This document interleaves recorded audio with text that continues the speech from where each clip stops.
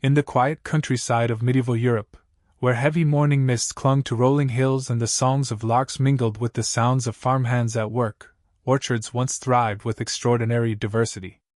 These were not the uniform rows of apples and pears we know today, but living tapestries of curious, vibrant fruits. Some were tiny and tart, others fragrant and sweet. Many are lost to modern memory, but for the medieval farmer, they were essential, for sustenance, medicine, and even survival during harsh winters. Farming in those days was not easy. Land was precious, and survival depended on careful planning. Farmers planted what grew well locally and adapted over generations. Unlike today's industrialized monocultures, variety was the rule. Diversity in orchards helped protect against pests, weather, and poor harvest years. And so, tucked between vegetable plots and grain fields, these small orchards held an astonishing variety of fruits, many now forgotten. Take the medlar, for instance. This strange, squat fruit with its brown, wrinkled skin would hardly win a beauty contest.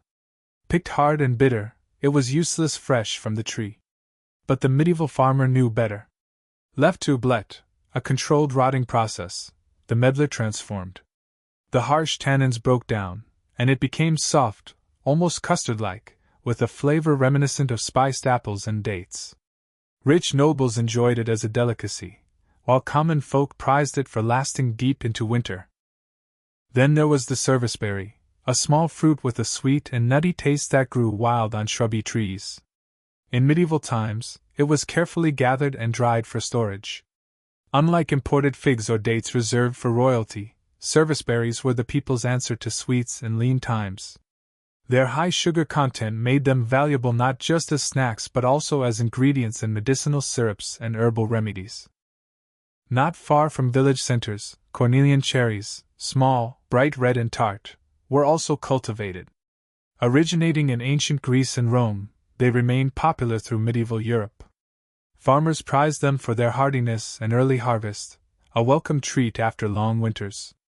Though sharp in flavor, they were cooked into preserves or fermented into a pleasantly sour wine. Their vitamin-rich flesh helped stave off scurvy in difficult years. Another humble hero was the bullace, a wild cousin of the plum. Smaller and more acidic than the familiar garden variety, bullaces ripened late and were used in much the same way as sloes, in preserves, tarts, or soaked in spirits for medicinal liquors. Hardy and undemanding, they thrived on the edges of fields, offering a reliable crop where little else grew. And who remembers the medieval quince? Larger than a fist and rock-hard when raw, the quince was inedible straight from the branch. But once baked or stewed, it transformed into a jewel-toned, fragrant delicacy. In medieval kitchens, it became marmalade, sauces, and sweetmeats, filling halls with its heady perfume. Even poets praised its elegance. Its golden flesh became a symbol of love and prosperity. These fruits were more than just food. They were woven into the very fabric of daily life. Orchards offered security in unstable times, medicine when doctors failed, and variety in diets that otherwise leaned heavily on grains and salted meat. Yet as centuries passed and commercial agriculture favored uniformity and shelf stability, these ancient staples slowly faded from fields and memory alike. Still, walking through the misty ruins of old manor gardens and wild hedgerows, you can sometimes glimpse them clinging on, medlars with their odd, weathered faces, serviceberries hiding among the leaves, quinces gleaming like forgotten gold. Each has a story, a taste, and a purpose, waiting for rediscovery in our modern kitchens. In medieval Europe, the boundary between wild and cultivated was often blurred. Unlike the pristine, orderly farms of today, medieval fields flowed naturally into thickets, hedgerows, and woodlands. These edges, wild, chaotic, teeming with life, were not wasted. They were the farmer's secret pantry. Among the hawthorns, elderberries, and brambles, fruits flourished that required little care yet gave so much in return. One such gem was the sloe, the fruit of the blackthorn tree. Small, deep purple, and almost impossibly astringent when raw, sloes were never eaten straight from the branch. Instead, they were gathered after the first frost, when cold softened their tannins.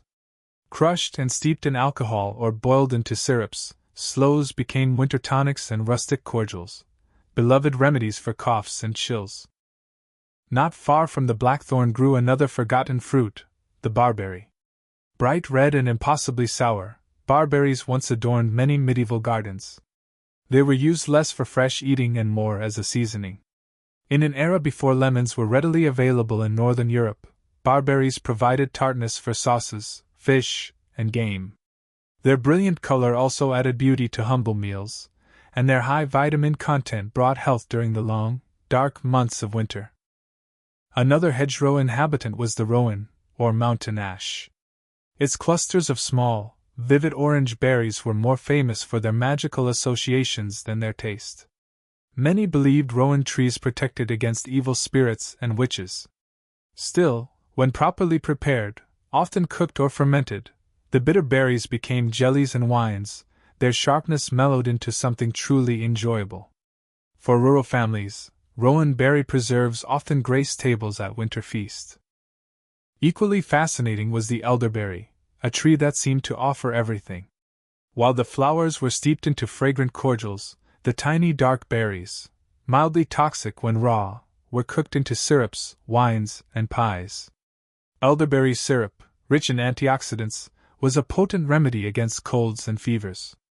In times when disease spread quickly and medicine was rudimentary, this humble fruit was a trusted ally. Still growing in tangled forest margins, the wild cherry, smaller and more sour than its cultivated cousins, also played its part. Though fresh eating was rare, these cherries found their way into preserves, fermented drinks, and medicinal tinctures. Their bright juice added color and vitality to the medieval diet. Of course, no survey of hedgerow fruits would be complete without the damson plum.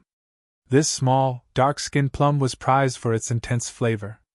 Eaten fresh when perfectly ripe, or more often cooked into thick, luscious jams, damsons provided an essential sugar source in late summer. Some were even dried to create chewy, long-lasting snacks that could be stored for the cold months ahead. Together, these fruits painted a vivid picture of medieval resilience.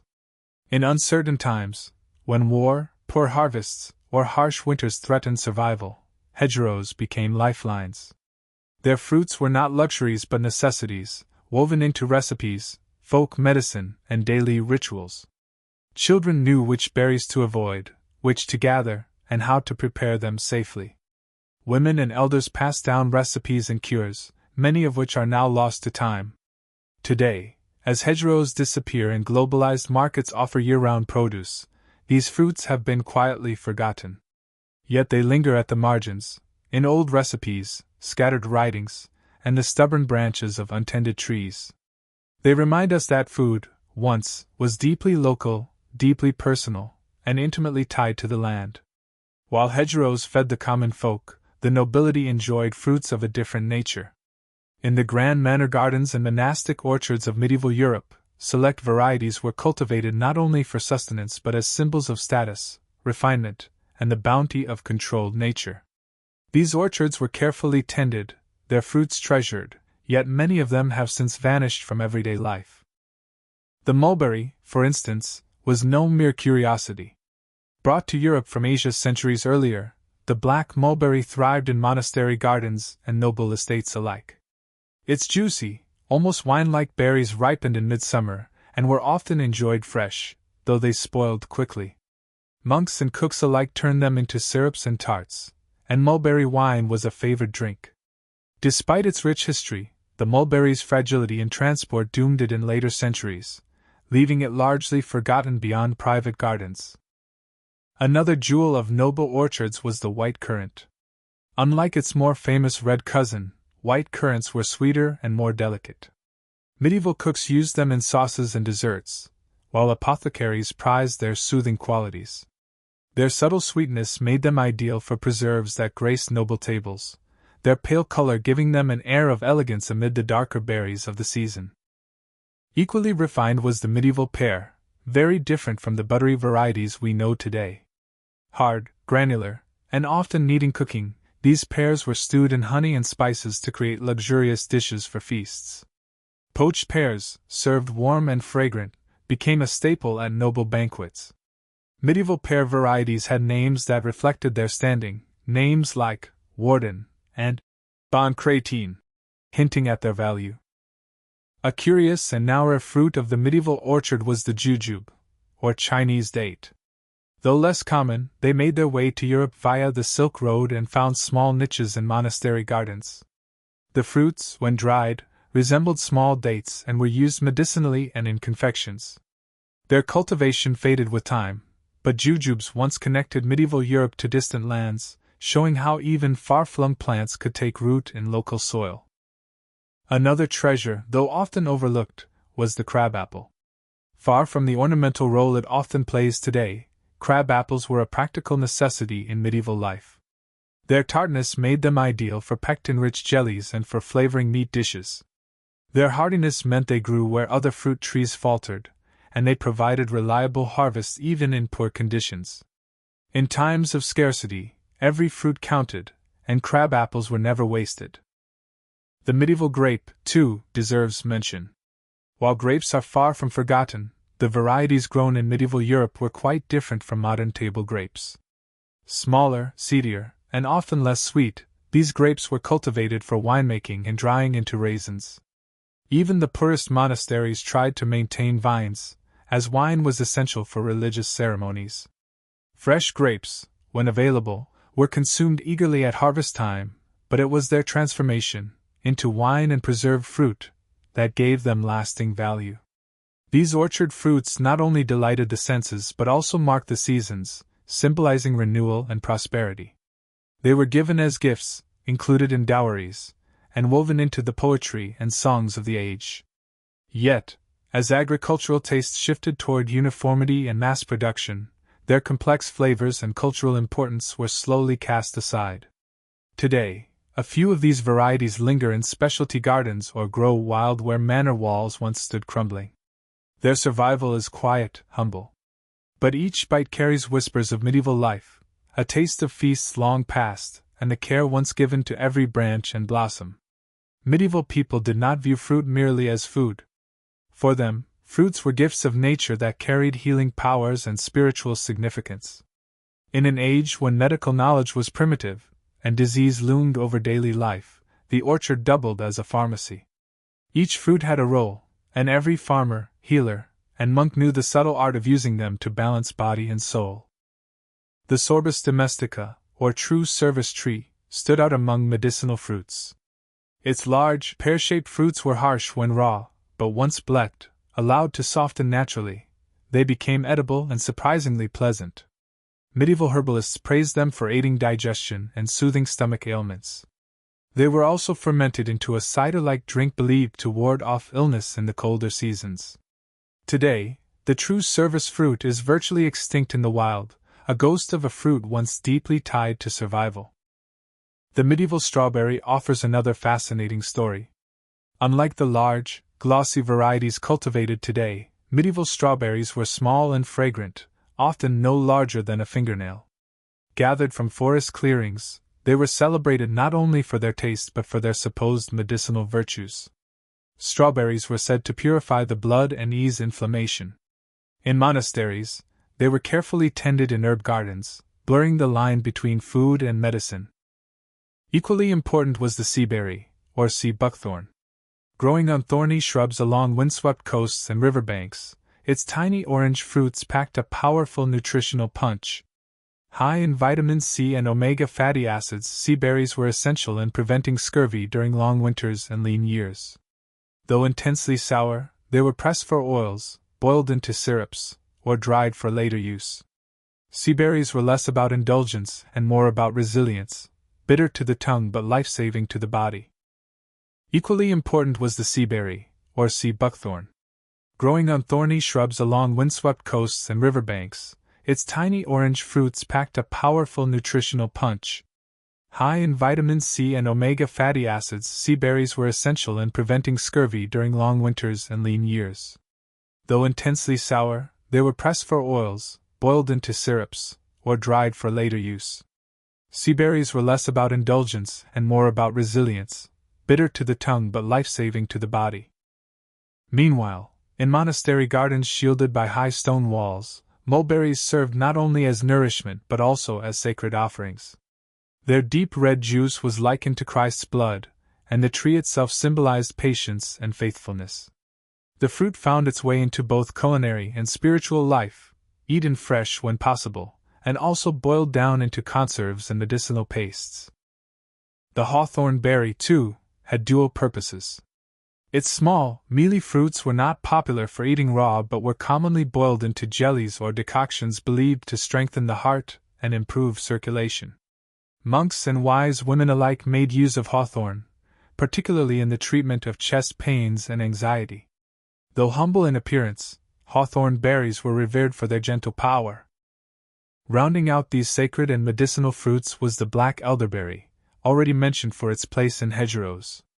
In religious festivals and rituals, elder trees were often considered protectors against evil spirits, while their berries were used to make robust wines and tonics. This duality, practical and mystical, reflected the way medieval people viewed the natural world, every leaf and fruit infused with divine meaning. Together, these fruits created a living medicine cabinet for medieval society. They helped peasants endure hard winters, gave monks materials for healing balms, and provided nobles with sweet, fortified cordials. They also wove connections between earthly survival and heavenly grace. Though modern science has replaced much of this ancient knowledge, the fruits themselves, those that still remain, carry echoes of an age when nourishment was intimately bound with nature's rhythms and mankind's hopes for health and salvation. Time, relentless and unyielding, swept many of these fruits into obscurity. As medieval life gave way to the modern era, tastes evolved, agriculture industrialized, and convenience became king. Orchards that once brimmed with diversity began to favor uniformity. Apples and pears, bred for transport and shelf life, replaced the rugged medlars and crab apples. Strawberries were engineered for size and sweetness, leaving their wild cousins behind. Even the hedgerows that once sheltered elderberries, sloes, and damsons were uprooted to make way for expanding farmlands and cities. Yet the story of these lost fruits is not entirely over. In recent years, a quiet renaissance has begun. Farmers, chefs, and gardeners, disillusioned by bland supermarket produce and inspired by the need to restore biodiversity, are rediscovering these forgotten treasures. The very qualities that once made medieval fruits so valuable, their hardiness, nutritional richness, and distinct flavors, are being recognized anew. The medlar, for instance, is returning to artisanal markets and adventurous kitchens. Chefs have embraced its complex flavor, serving it in cheeses, chutneys, and elegant desserts. The once scorned appearance of the bled medlar now seems charming, a symbol of nature's ability to transform and surprise. Damsons and bullaces are also making a comeback, especially among craft brewers and jam makers. Their intense, tart profiles offer depth and character rarely found in modern plums. Damson gin and preserves are celebrated delicacies once again, proving that old flavors can find new admirers. Meanwhile, the nutritional virtues of the seaberry have made it a star in health food circles. Pressed into oils and juices, its potent vitamin content is lauded for immune support and skin health. What medieval farmers once valued out of necessity is now prized by the wellness industry. The serviceberry, known in some places today as the Saskatoon, has been embraced in North American markets and is beginning to make its way back into European orchards. Its sweet, almond-like flavor is ideal for baking and preserves, much as it was in medieval kitchens. Even the humble elderberry, long relegated to folklore, has reclaimed a place of honor. As modern interest in natural remedies grows, elderberry syrups and lozenges are sold worldwide for their antiviral properties. The wisdom of medieval herbalists, it seems, was not so misplaced after all. But perhaps most important is the renewed appreciation for diversity itself. Medieval farmers understood, through generations of experience, that resilience comes from variety. Their orchards and hedgerows were not only sources of food but also ecosystems that supported bees, birds, and the health of the land. Each fruit, no matter how small or sour, played a role in sustaining life through unpredictable seasons.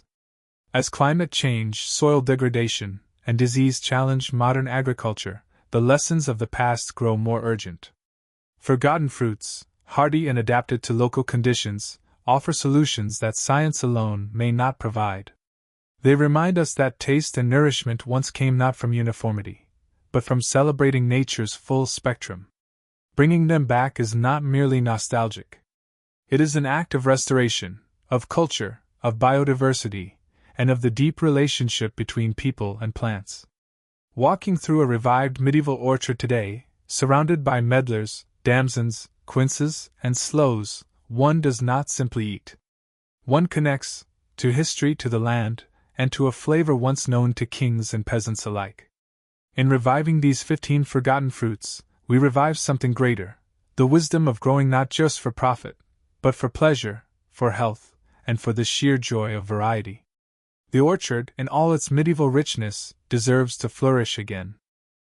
The lost fruits of medieval orchards remind us how much flavor and history have slipped through time. Which of these would you try if they returned today?